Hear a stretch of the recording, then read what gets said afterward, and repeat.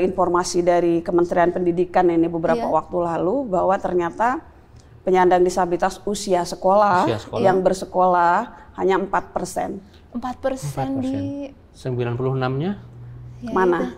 Nah, seperti apa? Dan ini nanti akan berhubungan dengan pendataan. Iya.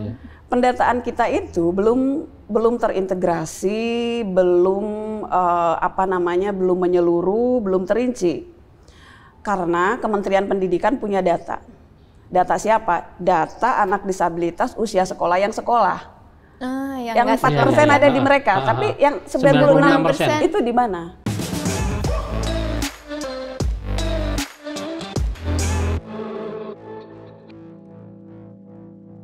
Sobat Media Indonesia, kembali lagi di Durasi Dua Rasa Dua Sisi.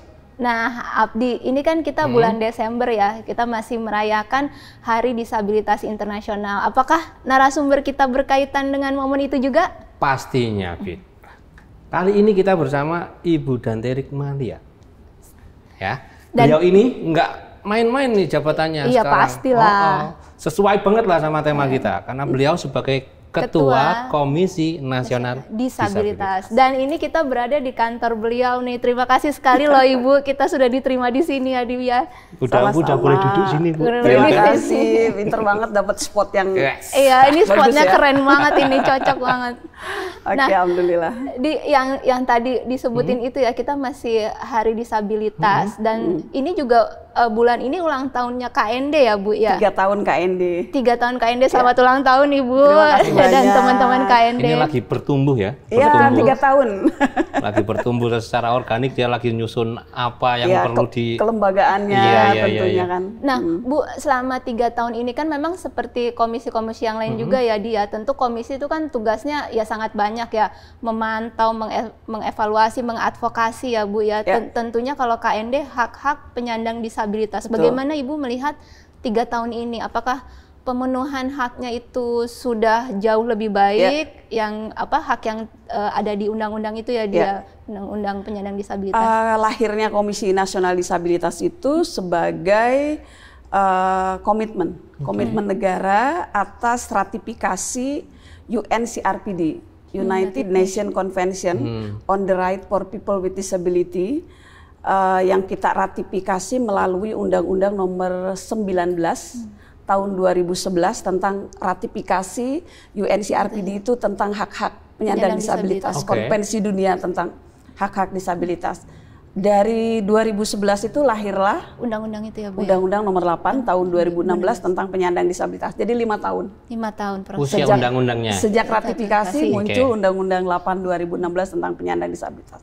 Salah satu mandat di dalam Undang-Undang 8 2016 itu adalah negara harus memiliki mekanisme pemantauan dan membentuk sebuah komisi nasional disabilitas. 2016 kemudian disusun berembuk semua, penuh dinamika pembentukan Komisi Nasional Disabilitas ini, dan akhirnya 1 Desember 2021 3 tahun lalu baru ya, kami dilantik. Jadi 5 tahun.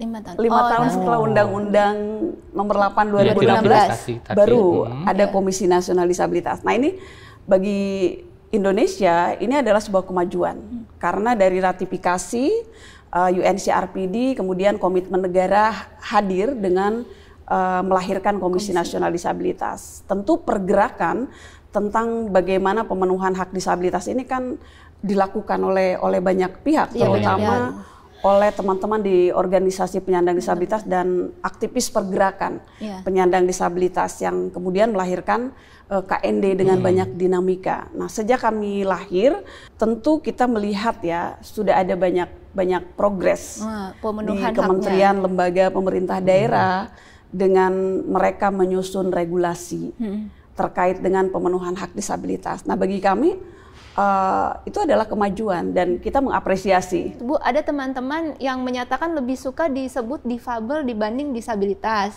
Karena katanya kalau difabel tuh different abilities, disabilitas itu disable gitu. Nah, saya juga takut menyinggung kan, Bu, kan. Itu sebenarnya apakah tidak masalah sebutan itu atau memang lebih prefer yang mana gitu. Terus kayak netra tuli atau tunarungu, ya. Sebutan-sebutan gitu. Nah, ini kan kembali lagi kepada hak ajasi manusia. Bapak mau disebutnya apa? Oh, jadi kembali saja ke masing-masing kan ada konsennya. Penyandang disabilitas itu berhak untuk didengar suaranya, berhak untuk memilih apa sebutan yang pas untuknya, apa dukungan yang dibutuhkan. Kalau misalnya netra tidak selalu, dia butuh braille, dia butuhnya pendamping. Nah, itu kan harus ditanya kepada disabilitasnya. Nah, terkait dengan istilah penyebutan juga sama, akan sangat tergantung kepada individu. Individu itu lebih senang disebut apa. Kemudian terkait dengan Komisi Nasional Disabilitas, kami harus berpijak pada regulasi bahwa penyebutan penyandang disabilitas berdasarkan Undang-Undang Nomor 8 Tahun 2016 adalah penyandang disabilitas. Dan ini yang kami advokasi mulai dari Kementerian Bappenas bahwa tagging anggaran untuk penyandang disabilitas dibunyikannya bukan difabel, tapi penyandang disabilitas. Ke daerah pun begitu. Kemendagri ke daerah-daerah menyatakannya tagging anggaran untuk penyandang disabilitas. Jadi untuk kepentingan tadi statement anggarannya, agar bisa terbaca dan agar bisa dialokasikan gitu. Tapi kalau orang personal dia lebih suka itu mah bebas. Silakan. Ya, kita tidak usah perdebatkan, bahkan kita tanya aja senangnya disebut apa gitu. Nah, adapun terkait dengan istilah tunarungu, tunanetra itu kita sudah tidak gunakan lagi. Kenapa?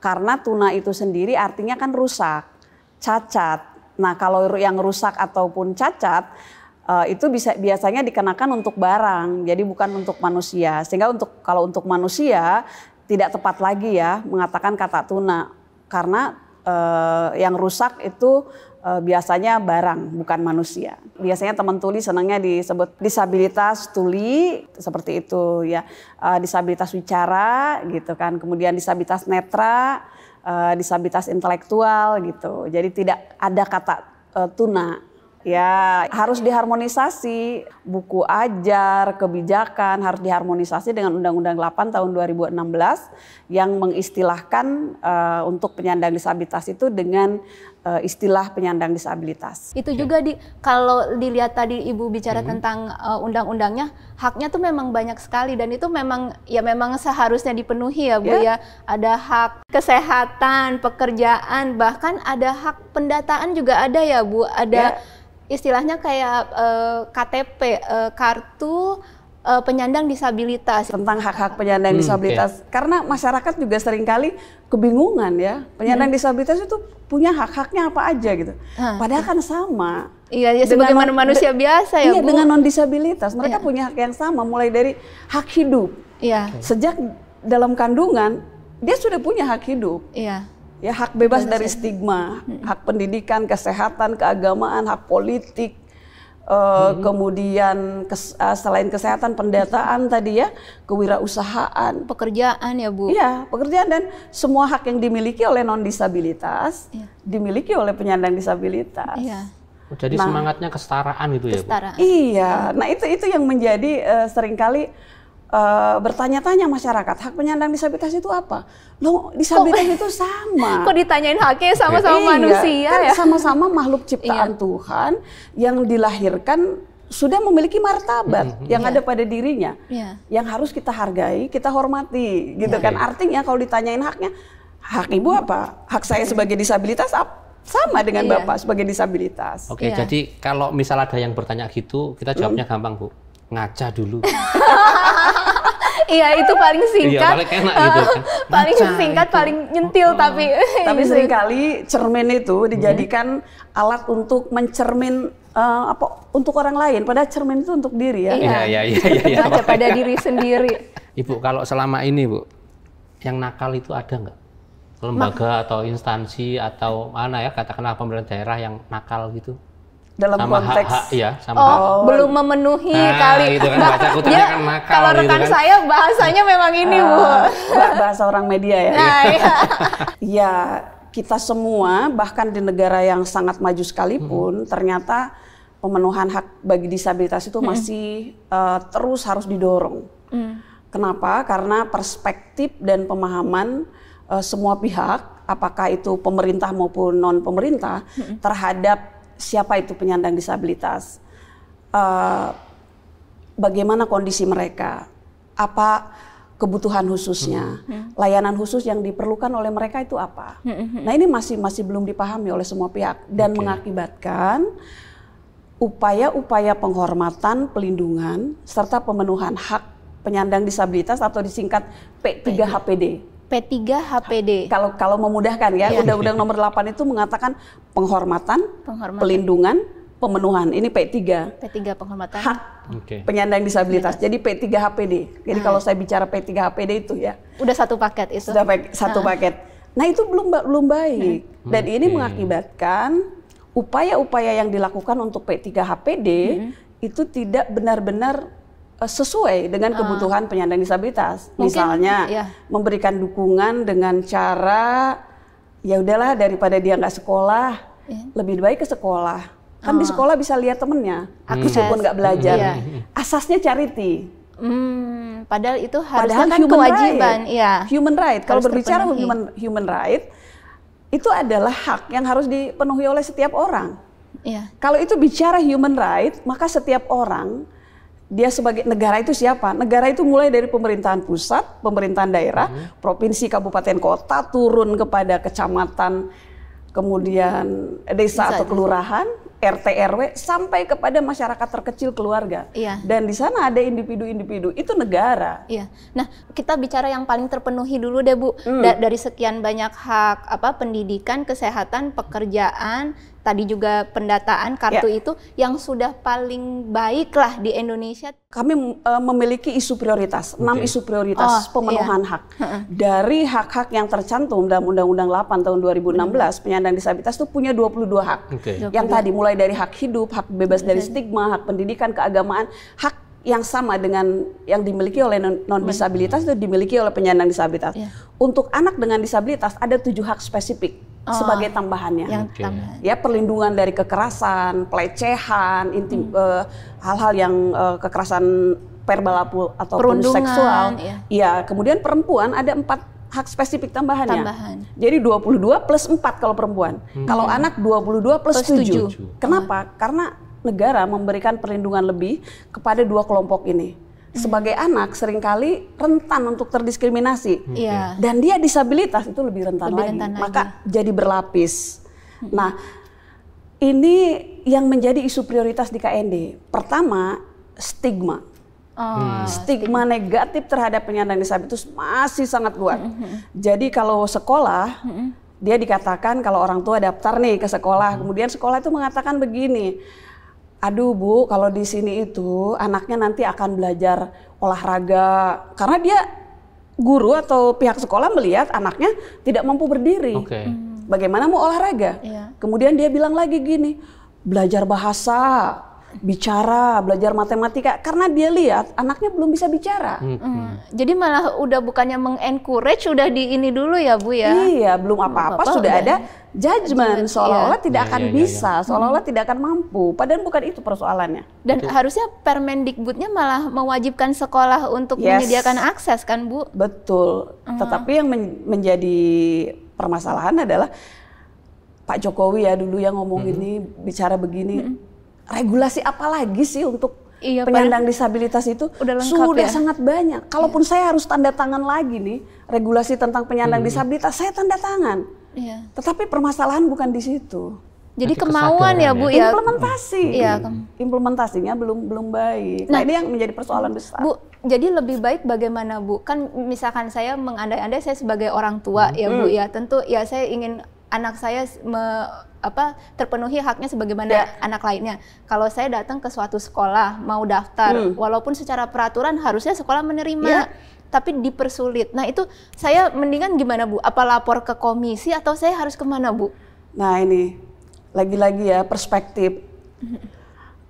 Kita tidak akan pernah merasakan bagaimana rasanya menjadi penyandang disabilitas kalau bukan penyandang disabilitas. Jadi ada pesan ini, pesan yang sangat kuat dari Komisi Nasional Disabilitas. Perencanaan kebijakan seyogianya melibatkan penyandang disabilitas. Karena siapapun juga yang bukan penyandang disabilitas nggak akan pernah tahu rasanya jadi penyandang disabilitas. Jadi kalau misalnya bagaimana rasanya seorang orang tua dengan anak disabilitas ketika menyekolahkan sekolah, anaknya kemudian ditolak, yang harus kita tanya itu tadi, orang tua dengan disabilitas, apa rasanya ibu? Ya, jadi si andai-andai itu sulit kalau dia tidak disabilitas. Maka pesan kami dari Komisi Nasional Disabilitas, satu, partisipasi bermakna penyandang disabilitas dalam setiap proses pembangunan. Jadi kalau berbicara konteks sekolah, maka seyogianya sekolah itu melibatkan para orang tua yang memiliki anak disabilitas, para disabilitas setidaknya yang ada di organisasi penyandang disabilitas ketika mereka menyusun perencanaan untuk sekolahnya, agar bisa tadi memenuhi human right, bahwa pendidikan itu adalah hak ajasi. Nah, kita tidak ada untuk melibatkan penyandang disabilitas dalam konteks institusi pendidikan, itu masih sangat sedikit. Sekalipun itu di sekolah luar biasa. Jadi ya, sekolah luar biasa paling orang tuanya kan. Tetapi mereka tidak diajak duduk, coba tanya. Mereka diajak duduk nggak untuk perencanaan? Jarang sekali. Nah, ini yang menjadi harus kita kritisi. Kenapa? Selama penyandang disabilitas menjadi objek dari pembangunan, mereka tidak akan pernah bisa berdaya, tidak akan pernah bisa berkarya, tapi mereka harus jadikan subjek. Ya, dalam bahasa yang sederhana, jangan tanya rasa durian pada orang yang nggak pernah makan durian. Iya, itu katanya durian rasanya ini. Apalagi kepada orang yang nggak suka durian. Itulah. Tapi berarti jadi ya saya sedikit kita sedikit miris juga ya kalau membayangkan ya orang tua mungkin apakah kita hanya ya udah akhirnya udahlah saya yang ngalah cari sekolah lain yang mau nerima padahal mungkin jauh dari rumah dan segala macam, atau kalau sedih-sedihnya masa sih kita menunggu sampai masyarakat ini sadar sendiri, nggak tahu kapan ya Bu ya. Dan itu yang terjadi. Banyak sekali kami temukan keluarga dengan disabilitas yang seringkali mendapat penolakan itu ya, diantaranya disabilitas seperti penyandang autis. Dan akhirnya apa? Mereka mengirimkan anaknya ke asrama. Ketika masih kecil, mungkin orang tua dan anggota keluarga bisa menanggulangi. Tetapi ketika dia dewasa, tumbuh menjadi individu dewasa, badannya tinggi, belum terarahkan untuk bisa mengontrol emosi dan lain sebagainya, orang tua kesulitan dan akhirnya mengirimkan kepada asrama. Asrama itu berbayar, tapi ada orang tua yang begini, udahlah saya kirimin anaknya sebulan 2 bulan dibayar, ntar bulan ketiga diteleponin tuh udah mati. Oh, jadi ya udah diserahkan ke asramanya aja begitu ya Bu ya? Kalau asramanya nggak bertanggung jawab, ada kami temukan seperti itu. Ini kalau Kementerian Pendidikan itu mengatakan anak tidak sekolah, anak ATS. Seyogianya ada program untuk anak tidak sekolah, dan itu yang kami dorong. Bagaimana? Karena pendidikan adalah hak asasi, maka dalam kondisi apapun dia berikan haknya, tidak melihat disabilitasnya berat atau ringan, disabilitasnya apa, tetapi bagaimana cara agar hak itu bisa diterima. Nah, berapa persen yang lebih banyak nggak diterima di sekolah, biar sama-sama menyadari nih betapa besar masalahnya. Nanti dikoreksi dan harus dicek lagi ya. Informasi dari Kementerian Pendidikan ini beberapa waktu lalu bahwa ternyata penyandang disabilitas usia sekolah yang bersekolah hanya 4%. 4% di 96-nya mana? Nah, seperti apa? Dan ini nanti akan berhubungan dengan pendataan. Pendataan kita itu belum terintegrasi, belum belum menyeluruh, belum terinci. Karena Kementerian Pendidikan punya data. Data siapa? Data anak disabilitas usia sekolah yang sekolah. Yang 4% ada di mereka, tapi yang 96% itu di mana? Kemudian Kementerian Kesehatan atau Dinas Kesehatan punyanya data penyandang disabilitas yang mengakses layanan kesehatan. Yang tidak terlayani ya tidak terdata atau yang tidak bisa mengakses, nggak mampu mengakses. Nggak ada BPJS, mereka nggak pergi loh ke layanan kesehatan. Harusnya kalau misalkan terdata, terus kita punya kartu tadi, itu anak-anak juga punya ya Bu ya? Harusnya. Dan ketika pakai kartu itu ke sekolah ngurus BPJS ya itu harus diterima gitu ya Bu ya? Ya, ini yang sedang kita dorong dan kita bukan paksakan ya, kita optimalkan untuk segera diputuskan itu adalah RPP konsesi dan insentif. Satu RPP turunan dari Undang-Undang Nomor 8 Tahun 2016 yang belum kita sahkan dan kemarin sudah dibuat dengan inisiasi dari Kementerian Keuangan.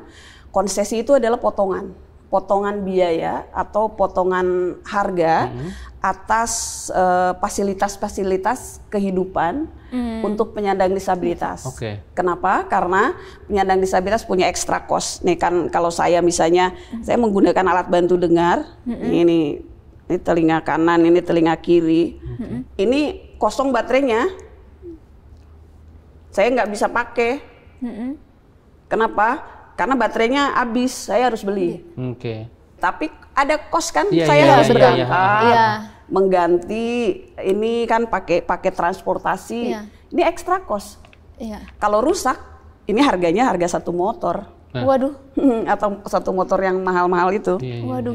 Belum lagi kalau yang lain ada yang lebih mahal lagi, tapi ada yang lebih murah lagi. Tergantung desibel. Dan harusnya ada potongan tuh ya buat para penyandang. Atas ekstra kos yang dikeluarkan, disability extra cost, maka seyogianya negara memberikan potongan biaya atas aspek-aspek hak dasar seperti kesehatan, pendidikan, biaya listrik, transportasi, internet, kemudian masuk sekolah, alat-alat sekolah, alat-alat bantu untuk disabilitas, itu seyogianya ada potongan. Dan itu yang mau didorong lewat RPP sedang itu didorong ya? melalui RPP konsesi itu. Konsesi itu potongan biaya atas tadi kebutuhan-kebutuhan dasar bagi penyandang disabilitas. Siapa yang menyediakan? Nanti pemerintah daerah lebih banyaknya.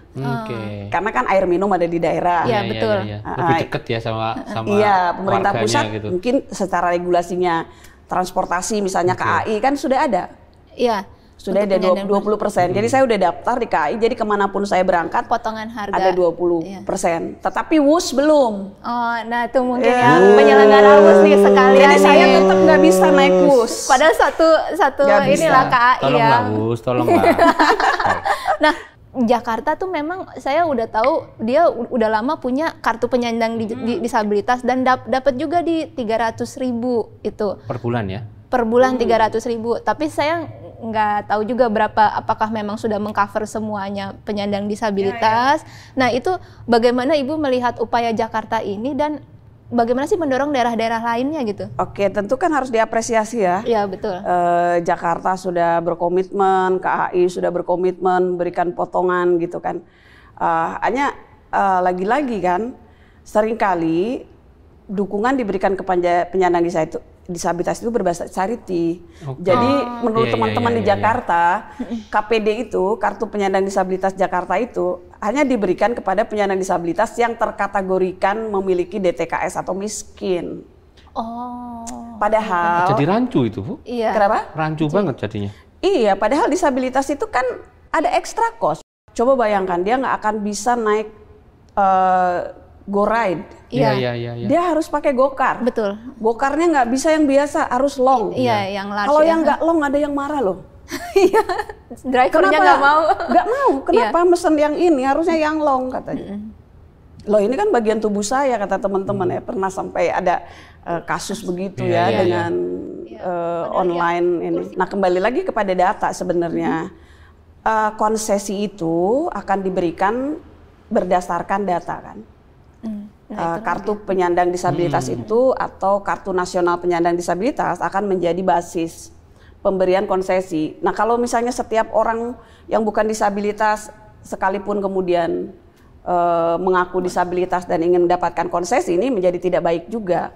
Atau orang yang seharusnya juga memang benar-benar disabilitas tapi harus mendapatkan, kemudian dia tidak mendapatkan, itu juga kan jadi tidak ada sasarannya, tidak pas gitu tepat, RPP itu ya. Jadi pendataan itu penting. Maka pendataan itu menjadi penting dan banyak penyandang disabilitas dia disabilitas tapi tidak terdata di Adminduknya sebagai disabilitas. Karena itu lebih parah itu. Karena konsep pandangan orang masih sekedar yang fisik ya Bu ya. Saya juga begitu. Saya mau melakukan kampanye bersama Kemendagri. Saya bilang banyak loh Kemendagri bilang gini.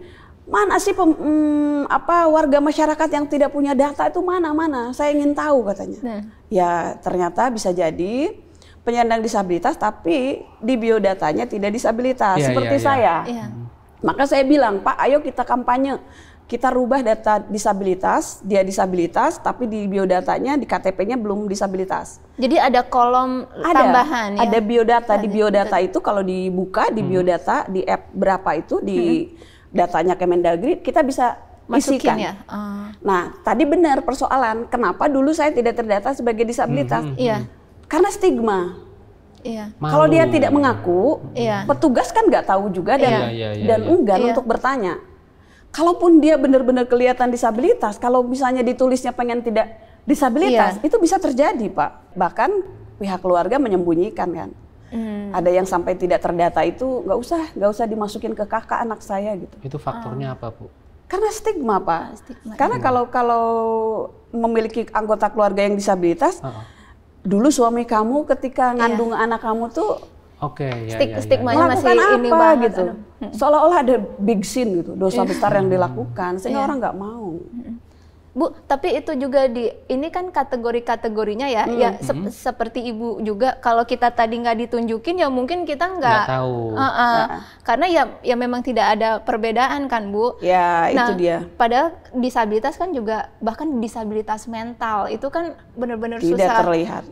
Nah itu sebenarnya harusnya masuk data juga atau bagaimana, Bu? Karena misalkan disabilitas mental kalau nggak salah kan kayak bipolar gitu-gitu kan masuk kan, Bu kan. Tapi ada persepsi orang ini disabilitas atau penyakit. Kalau dia minum obat reda gitu, apa masih masuk kategori disabilitas. Terus yang lain bilang, kamu kurang beriman itu. Nah itu lagi stigma lagi tahu. Ayo kuatkan imannya. Kamu harus lebih lagi berdoa gitu kan. Jadi udah malah di ini lagi. Seolah-olah kan sesuatu hal yang melakukan dosa dan lain sebagainya. Nah itu dia. Undang-Undang nomor 8 itu kan menyatakan ragam disabilitas itu ada 4. Disabilitas fisik, disabilitas intelektual, disabilitas sensori, ada tuli, ada buta kan. Kemudian disabilitas mental. Disabilitas mental ini ada 2. Disabilitas mental psikososial yang tadi Mbak sebutin. Ada anxiety, bipolar, gangguan kepribadian dan lain sebagainya, dan ada disabilitas mental perkembangan. Contohnya ADHD, autis, dan saya juga disabilitas mental perkembangan, saya disleksia. Jadi membaca itu ya? Membaca, menulis, yang paling utama itu kalau sudah dewasa tantangannya bukan di membaca menulis, tetapi memproses informasi. Yang kayak gitu, itu kan tidak terlihat.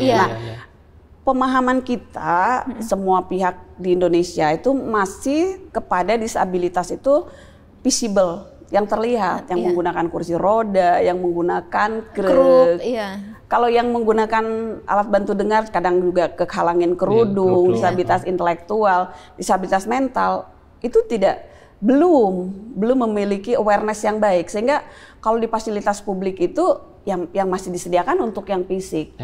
Padahal untuk yang disabilitas yang tidak terlihat seperti disabilitas intelektual, tuli, kemudian mental, mereka juga butuh dukungan. Nah, bagaimana pemahaman dan kesadaran ini kan harus diberikan kepada semua pihak. Contoh aja kalau ke bandara, saya selalu kebingungan tuh kalau lihat gate ya, karena saya disleksia. Oh ya, gate-nya gate 6, saya jalan aja kan. Oh ya, saya pikir itu belok ke gate 6. Tapi koordinasi visual motorik saya terganggu, memiliki persoalan karena disleksia. Ternyata saya duduk kok nggak dipanggil-panggil. Saya bukan di gate 6, gate 5. Atau saya masuknya ke gate setelah gate 6. Tapi kalau di luar negeri tidak pernah terjadi, Bu. Jadi penunjuknya memang sudah lebih akrab disabilitas. Kalau di Jepang ya, pengalaman saya di Jepang memang udah sangat bagus petunjuknya. Kalau di Australia sudah sangat bagus. Kalau di kita itu, saya mau ke toilet nih di mall. Udah saya lebih baik nggak ke mall karena toiletnya berliku-liku ke sana kemari, saya pasti nggak akan nemukan, keburu kebelet. Jadi saya memilih tidak ke mall. Saya memilih ke tempat kayak Alfamart. Lebih gampang ya, kecil. Iya. Lorong ini balik, saya nggak. Kalaupun saya tersesat di lorong-lorong, Ya paling situ doang. Iya, situ doang, saya lambaikan tangan aja. Berarti tapi kalau di mall besar enggak. Tapi di Australia enggak gitu. Oh, iya. Saya ke Pedis Market, saya ke toilet nih, saya coba dulu. Masuk yuk katanya. Saya lihat dulu, ini ramah disabilitas enggak? Saya lihat ada teman-teman warga di sana yang menggunakan kursi roda karena space-nya luas. Iya, cukup buat manuver ya, Bu ya. Tidak didampingi. Masuk ke toko, lihat-lihat gelang, cincin. Kemudian saya lihat lagi ada orang tua dengan anak yang Down syndrome jalan, santai aja, gak ketakutan gimana-gimana. Saya lihat lagi, saya mau ke toilet, ada di atas tuh, di sailingnya ke bawah tulisin toilet. Jadi dari arah manapun saya datang, si tanda toilet itu bisa saya akses. Dan dia panahnya kemana, saya ikutin itu aja. Iya. Kalau di kita coba lihat, tanda-tanda kayak gitu pelit banget. Iya, atau udah menyatu ukurannya dengan yang lain. Baru ada pas di toiletnya. Iya. Kayaknya toilet itu kok tabu banget gitu loh, arahnya sampai disembunyiin gitu kan. Jadi bahkan hal-hal yang sederhana itu kita masih harus lebih ini ya Bu, di-upgrade. Sepertinya sederhana tapi membutuhkan pemahaman yang sangat dalam. Maka sebenarnya yang kami dorong adalah desain inklusif.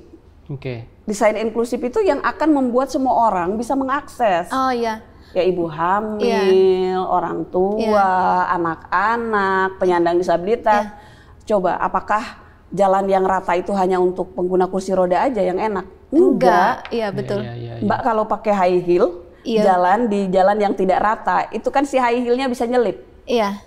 Jadi itu ya Bu pemahamannya ketika kita menyediakan memenuhi hak-hak teman-teman penyandang disabilitas atau kelompok-kelompok lain yang lemah, sebenarnya seluruh hak masyarakat yang lain itu akan terpenuhi juga. Yes, jadi semua nyaman. Nah itulah yang sebenarnya kita dorong. Indonesia inklusif itu. Iya. Inklusif termasuk untuk disabilitas. Tapi kalau pemahaman sangat baik terkait dengan desain di fasilitas publik yang bisa bermanfaat untuk semua orang, maka kan itu akan baik juga untuk penyandang disabilitas.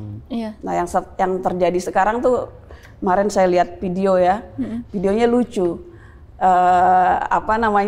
Ada gerai untuk ATM direndahkan untuk pengguna kursi roda. Oh, untuk memudahkan, ya. Untuk pengguna kursi roda jalanan, untuk kursi roda itu banyak. Kemudian ada petugas di front office menggunakan sign language, bahasa isyarat.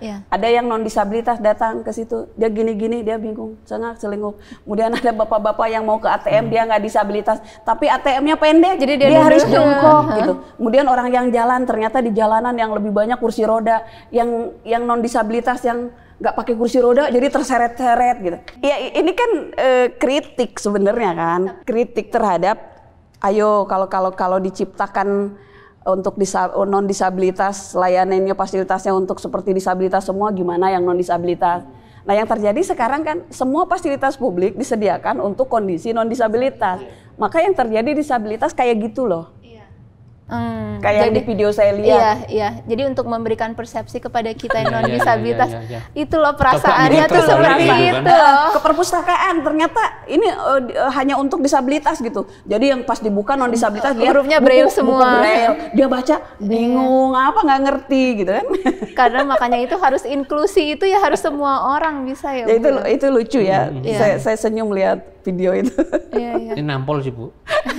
Nampol ya. Iya, coba bayangin gitu kan. Coba bayangin kamu hidup di di dunia yang nggak menerima kamu gitu. Nah iya betul itu. Nah ini kalau misalkan bicara balik lagi tadi ke pendidikan nih biar awareness-nya dapet nih, mungkin kepada orang tua atau guru-guru yang lainnya juga dengan menerima anak disabilitas itu apakah sebenarnya ya itu bagian dari pendidikan mungkin untuk anak-anak yang lainnya juga. Itu apa Bu mungkin kalau bisa memberikan persepsi? Ya itu pandangan yang luar biasa ya, dengan kita menggabungkan non disabilitas dengan disabilitas di kelas yang sama, tidak hanya menguntungkan dan memberikan hak bagi penyandang disabilitas, tapi sesungguhnya kan memberikan kesempatan kepada non disabilitas untuk belajar, untuk belajar hidup bersama, saling menghargai, saling menghormati. Karena kalau kita tidak pernah hadirkan anak-anak disabilitas di tengah anak-anak non disabilitas yang tidak akan pernah paham tentang keberadaan penyandang disabilitas. Itulah yang terjadi dalam sistem pendidikan kita dari dulu. Karena sistem pendidikan kita memisahkan anak-anak disabilitas dengan non disabilitas di kelas yang berbeda. Maka ketika anak-anak di kelas reguler itu menjadi pemimpin, mereka nggak punya kacamata lensanya inklusif pada saat bikin kebijakan. Nggak punya empatinya, nggak pernah terbentuk, pernah dihadirkan, nggak pernah bersama-sama. Maka persoalan sebetulnya pemenuhan hak disabilitas tertinggal itu kenapa? WHO mengatakan 10% dari populasi penyandang disabilitas, artinya 90% non-disabilitas. Nah permasalahan ada di 90% ini. Kita harus menyadarkan, membangun awareness yang 90% itu agar tahu siapa penyandang disabilitas, apa kebutuhan khususnya dan bagaimana melayaninya. Dan harus disadarkan bahwa penyandang disabilitas ada warga negara yang memiliki hak yang sama. Dan pendidikan salah satunya adalah hak asasi, maka harus diberikan. Nah saya itu backgroundnya guru, jadi saya pernah mengajar anak dengan disabilitas netra. Waktu itu pada saat saya mengajar, saya tidak tahu ya, ketika mengajar itu ternyata membuat anak-anak lain menjadi teredukasi. Pada saat saya mengajar awalnya saya tidak berpikir ya untuk yang nggak bisa lihat itu gimana. Tapi ketika ada anak netra, disabilitas netra di kelas saya mikir ya, kalau saya mengajarkan simetri lipat, simetri putar dengan saya hanya menulis di papan tulis, dia nggak lihat. Maka saya harus hadirkan media yang bisa diraba oleh dia. Dan saya berikan kertas yang sederhana kepada semua anak, bukan yang netra aja. Saya berikan ini namanya kertas, anak netra gini-giniin, ih bunyinya kayak gini ya, gitu. Jadi kayak gini dia kan, ih bunyinya kayak gini ya, gitu kan. Anak yang lain juga, ini kertas, ya anak-anak raba gitu ya. Coba pegang ujung, pegang. Saya bilang, ada berapa sudutnya? Ternyata saya bukan mengajarkan simetri lipat saja, karena saya harus belajar anak-anak ini tahu ada berapa sisinya kertas ini. Oh ya, hitung sisinya 1, 2, 3, 4, 5 katanya yang netra. Loh kok 5 kan 4? Oh ya, saya baru sadar kan, untuk disabilitas netra ada cara. Oh ujungnya dipegang, jangan dipindahkan 1, 2, 3, 4. Biar nggak kehitung lagi. Biar nggak kehitung lagi. Strategi itu saya peroleh dari mana? Karena saya mengajar anak disabilitas netra. Anak yang lain ketika saya hadirkan kertas, ketimbang saya nulis di papan tulis, dia lebih tahu loh, ini simetri lipat itu, simetris itu sama. Ketika diimpitkan, ada sumbu simetri itu ini. Jadi sebenarnya akhirnya anak-anak belajar bareng-bareng, dan anak kecil tuh sebenarnya juga nggak punya ini ya Bu ya. Nggak ada stigma. Kalau buat anak kecil mereka justru malah sangat sering menerima. melakukan stigma itu orang dewasa. Orang dewasa. Anak saya ada anaknya duduk di kursi tertentu, nanti anaknya juga di situ, dia pindahin tuh. Karena anak ini lebih bodoh, lebih takut dianggap ini. Dia milih loh. Padahal anak-anaknya sendiri tidak, malah anak kecil bisa main bareng-bareng, rame-rame. Nah itu dia yang seringkali memberikan stigma itu adalah orang dewasa. Maka sebenarnya momentum yang sangat baik pada saat kita mengkolaborasikan non-disabilitas dengan disabilitas di dalam kelas yang sama. Dan sejak dini ya Bu? Sejak dini, agar mereka semua paham. Dan guru itu kan peneliti. Kalau dia mengajarkan sesuatu kemudian tidak pas untuk semua, dia harus mengajar untuk semua anak, bukan mengajar kelas 4. Tapi harus mengajar Agus, Yuli, Ani. Bukan mengajar kelas, tapi mengajar anak-anak sebagai individu, bagian dari yang harus dia ajar. Dan mungkin Ibu bisa, apakah Ibu melihat sendiri dengan adanya anak disabilitas di antara anak-anak yang non-disabilitas, apakah mereka juga tumbuh jadi istilahnya anak yang lebih peka, anak yang lebih saya melihat itu. Gimana tuh Bu? Melihat bagaimana mereka menjadi saling mengenal satu sama lain, mereka jadi tahu cara berinteraksi, tidak memandang aneh lagi. Kalau ada orang yang matanya rusak atau merem ya, dia tidak menstigma karena sama dengan saya, hanya caranya aja. Nah jadi ketika itu terjadi, maka pada saat anak-anak ini menjadi pemimpin, mereka pasti udah memiliki perspektif disabilitas. Dan akan menjadi pemimpin yang lebih baik ya Bu ya. Itu dia. Saya jadi membayangin gitu ketika dulu punya temen yang disabilitas, jadi sekarang pun ketika ngelihat orang disabilitas, Saya cuma batin ini kayak temanku. Ya, dan pengalaman itu kan terus melekat ya. Iya, memori tetap ada di memori gitu. Dan ketika berhadapan bertemu dengan situasi atau orang disabilitas yang lain, pasti awareness-nya sudah ada. Lebih aware gitu. Lebih aware. Dan nah, ini yang tidak ada di kita. Akhirnya akan melahirkan ya masyarakat yang lebih baik, bangsa yang lebih baik gitu ya. Betul. Itu tadi kita udah bicara pendidikan, kesehatan, pekerjaan nih Bu. Gimana kalau ya dia kerja Bu, ini pemenuhan haknya dan akses itu gimana kan Bu? Semuanya harus bekerja. Iya, untuk biar mandiri ya. Kalau BPS itu mengatakan tahun 2020 itu di Sakernas ya, bahwa penyandang disabilitas itu memiliki ijazah SD atau tidak tamat SD 30%. 30%. Kemudian yang memiliki ijazah SMP 14%. Yang memiliki ijazah SMA 11%. Makin turun ya. Dan memiliki ijazah perguruan tinggi 2,8%. Jauh banget turun. Semakin tinggi pendidikan, jenjang pendidikan, semakin turun jumlah lulusan penyandang disabilitas. Nah, tentunya ketika penyandang disabilitas lebih besar lulusan SD, angkatan kerja disabilitas akan dipenuhi dengan lulusan SD. Dan itu kan menjadi melemahkan daya saing.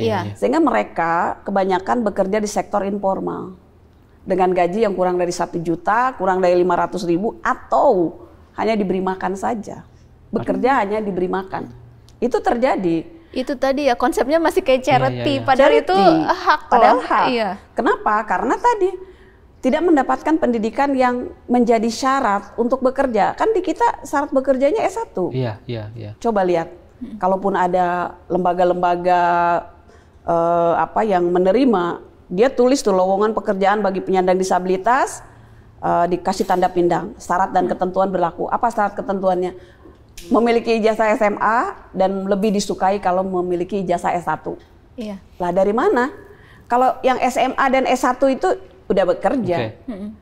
Kami di sini ada pekerja penyandang disabilitas S1 rata-rata. Mereka nyari kerja dan bisa mandiri. Itu sebabnya penting banget pendidikan untuk penyandang disabilitas itu, selain untuk memandirikan, mensejahterakan, dan tadi agar dia bisa berkontribusi, tidak akan selalu menjadi pengguna pajak.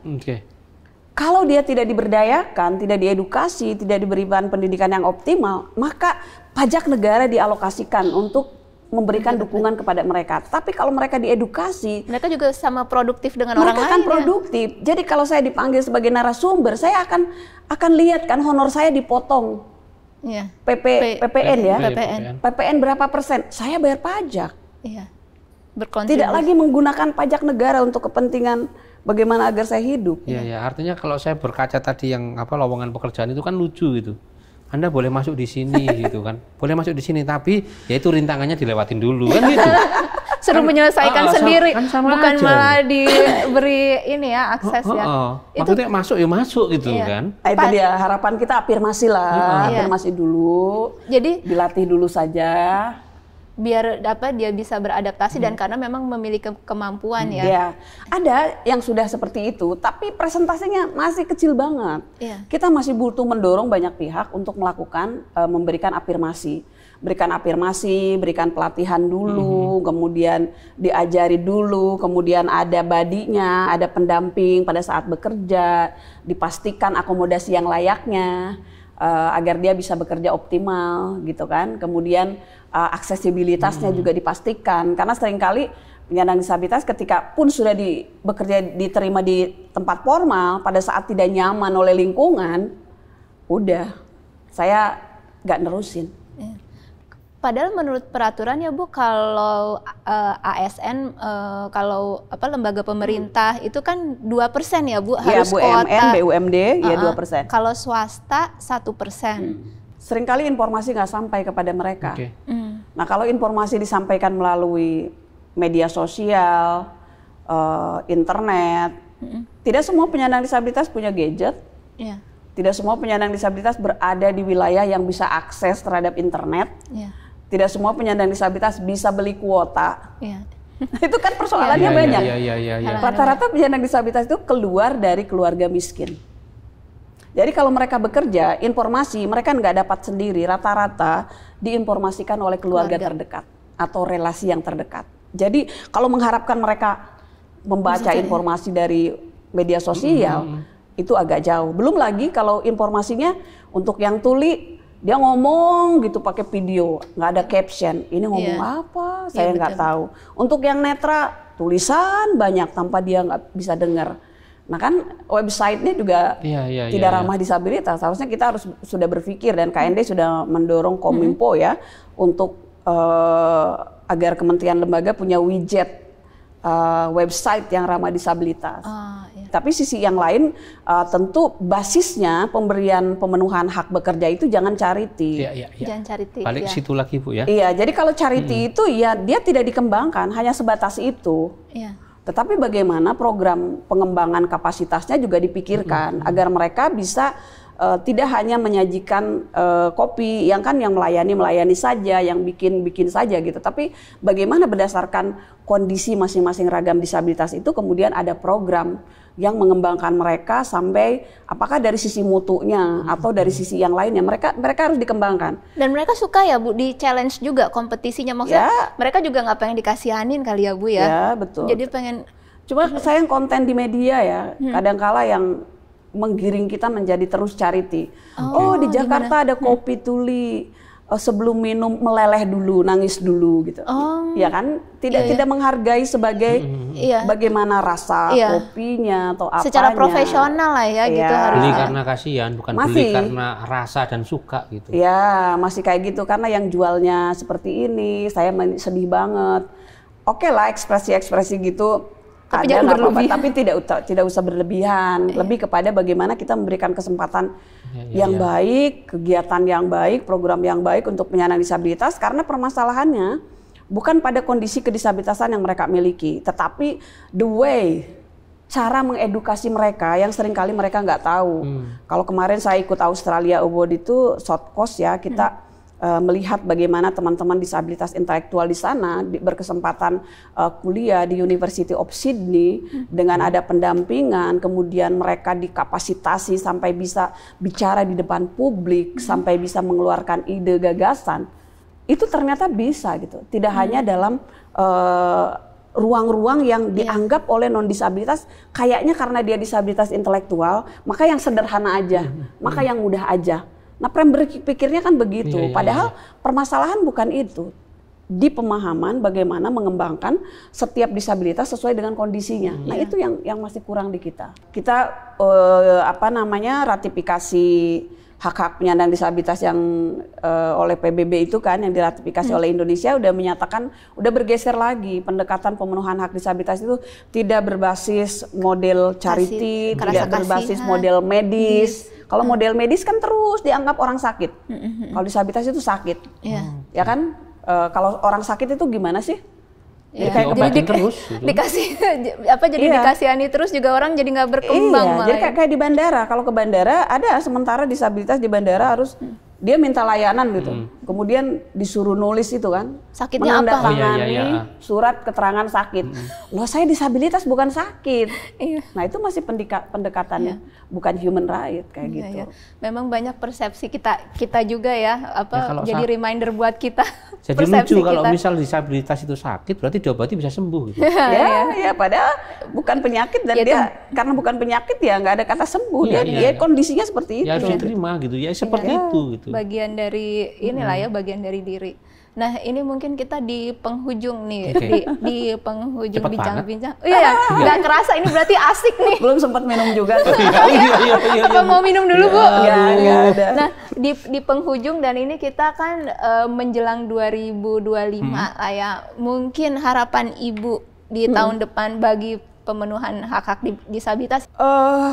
Tema Hari Disabilitas Internasional tahun 2024 itu adalah penguatan kepemimpinan penyandang disabilitas untuk membangun lingkungan inklusif dan berkelanjutan. Jadi saya pikir tema ini sangat bagus sekali untuk bisa kita implementasikan bagaimana kita mendorong penyandang disabilitas untuk menjadi pemimpin. Dalam konteks pemimpin itu tidak selalu ya pemimpin dalam level internasional, nasional, tetapi bagaimana peran serta penyandang disabilitas mulai dari level yang paling rendah di masyarakat itu dilibatkan. Mereka diizinkan untuk berpartisipasi di dalam perencanaan pembangunan untuk RT-nya, untuk RW-nya, untuk desa, untuk kelurahannya. Mereka diberikan kesempatan untuk memberikan pandangan, pendapat, dan pendapatnya diakomodir. Nah, hal-hal seperti itu akan membuat tidak hanya kepemimpinan penyandang disabilitas menjadi berkembang, tetapi program pembangunan yang dirancang oleh semua pihak akan lebih sesuai dengan kebutuhan penyandang disabilitas. Karena kan penyandang disabilitas itu ahli atas disabilitas yang disandangnya, karena dia setiap hari hidup dengan kondisi disabilitasnya. Jadi kalau bertanya tentang kebutuhan disabilitas itu apa, untuk tuli gimana, untuk netra gimana, ya tanyalah kepada ahlinya. Siapa? Satu ahlinya adalah penyandang disabilitas. Dan ahli yang lain ada, ahli by learning ya, tokoh, ahli, akademisi yang belajar tentang kedisabilitasan. Tapi dalam perencanaan pembangunan, penyandang disabilitas itu harus dilibatkan sebagai ahli karena kondisi disabilitas yang disandangnya. Nah, itu dari mulai level yang terendah sampai level nasional, penyandang disabilitas harus dilibatkan dalam perencanaan pembangunan, implementasi hingga evaluasi. Karena kita seringkali kan ada implementasi tuh atas regulasi, bikin guiding block di jalan-jalan. Tiba-tiba ujung guiding block itu ada tukang bakso atau ada tukang bakso, warung, ada apa kan? Jadi ya karena tidak melibatkan. Hilang aja Iya, karena asal memenuhi tadi syarat regulasi. Yang bikin bukan tidak dilibatkan para penyandang, jadi tidak tahu. Kemudian tiba-tiba ada di Jalan Sudirman aja, padahal disabilitas apa ada hidup di Jalan Sudirman situ. Mereka adanya di gang. Iya. Harusnya kan guiding block itu diawali dari gang dong, jangan ujug-ujug di sana. Bagaimana mau menuju ke sana? Bagaimana itu pencitraan doang Bu yang di sana. Nah itu dia. Dilucu kalau guiding block tiba-tiba di Sudirman, terus teman-teman disabilitas sampai ke Sudirman pakai apa? Iya. Terbang gitu. Iya, dianggapnya mungkin seperti mungkin itu. Gitu, ya, itu dia. Ya masih banyak tentunya yang harus dibenahi. PR-nya masih banyak, tapi mudah-mudahan semakin baik ya, semakin bagus tahun ke depan dan awareness terutama. Ya kan kegiatan kayak gini aja dengan podcast itu juga salah satu yang akan sangat membantu Komisi Nasional Disabilitas, penyandang disabilitas ya, agar masyarakat lebih aware dengan menyimak podcast kita. Setidaknya kan ada sesuatu pengetahuan, pemahaman yang bisa diimplementasikan insight, untuk upaya P3HPD-nya. Baik, sip. Berarti kita udah di ujung pembicaraan kita dapat banyak banget, dan kita juga dapat reminder ke diri kita sendiri juga harus lebih peka untuk inklusivitas. Baik, kalau begitu Sobat Media, terima kasih. Kita akan berjumpa lagi di durasi berikutnya yang pastinya dengan narasumber-narasumber yang juga sama akan memberikan insight. Salam durasi, dua rasa, dua sisi. Ibu, terima kasih banyak. Sama-sama, makasih. Terima kasih banyak Ibu. Terima kasih.